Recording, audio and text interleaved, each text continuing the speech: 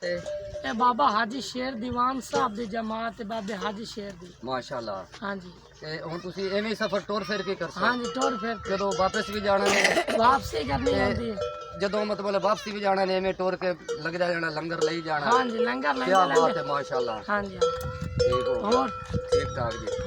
ए भरा ये रोटियां लेंदी जाती है जमात में, रोटियां लेंदी लेंदी पिछे आ जाती है। ठीक हो गया। हाँ, उगराई मोर सरकार की साल बाद करनी होती है। बिल्कुल।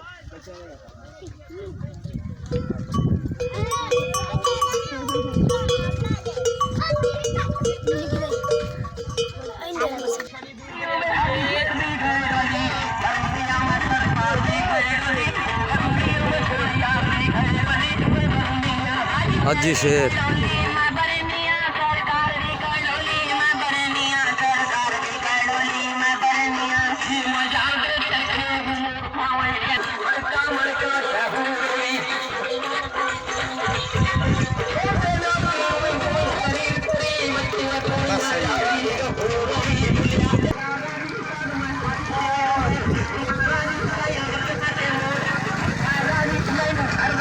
ये लंगर लेंदे लेंदे अपने मुकाम ते जा पड़ते ने। हाजी शेर दी माशाल्लाह जमात है।